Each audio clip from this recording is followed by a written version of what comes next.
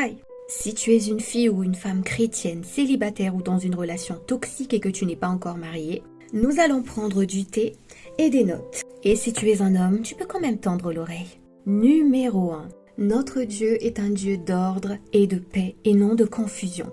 Si ta relation te fait poser des questions et te mène dans la frustration, ça ne vient tout simplement pas du Seigneur. Si tu n'as pas la paix et que tu dois donner plus d'énergie que tu n'en reçois, ça ne vient tout simplement pas du Seigneur. Quand la bonne personne viendra, tu auras la paix. Numéro 2, il faut arranger ton mindset, ta mentalité. Tu te demandes si un jour tu trouveras quelqu'un comme lui? Bien sûr que non, puisque le Seigneur t'offrira bien mieux que lui. Le meilleur pour toi. Avec le Seigneur, ton avenir sera toujours beaucoup mieux que ton passé, à tous les coups. Numéro 3.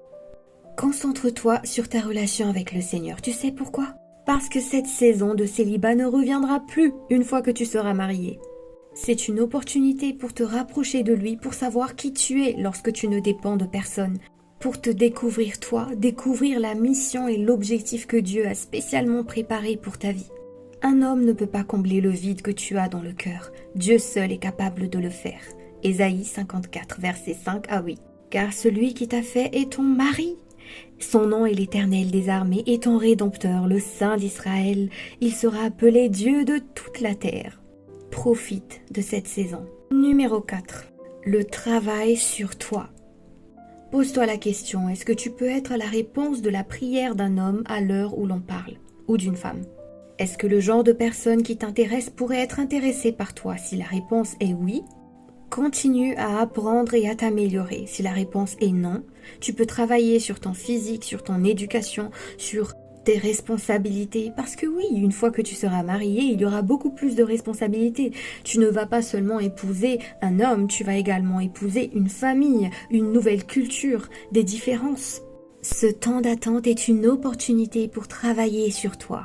Point numéro 5. En tant que chrétien, nous avons ce privilège, cette opportunité de pouvoir discuter avec notre Père Céleste qui a le contrôle sur nos vies. En attendant, tu peux prier pour que le Seigneur puisse bénir et protéger ton mari, le protéger des tentations jusqu'au jour où tu le rencontres. Tu peux également prier le Seigneur pour qu'il te protège des contrefaçons parce que le diable aussi, il sait que tu es un cœur à prendre. Expérience vécue, plusieurs hommes sont venus me voir me dire que Dieu leur a dit que j'étais supposée être leur femme. Et c'est quand même bizarre de se dire que Dieu ait dit à toutes ces personnes en même temps que j'allais être leur femme, à eux tous. Point numéro 6. Ne rabaisse jamais tes exigences.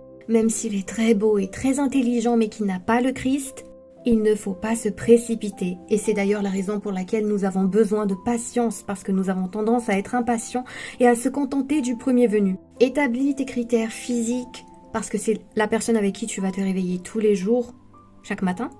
Établis tes critères intellectuels parce que c'est une personne qui doit au moins partager la même vision et les mêmes ambitions que toi. Bien sûr, personne n'est parfait. Et il ne faut pas se dire « Bon, je vais me contenter de celui-là jusqu'à ce que le Seigneur vienne m'offrir la bonne personne. » Non, ne joue pas avec les sentiments des autres.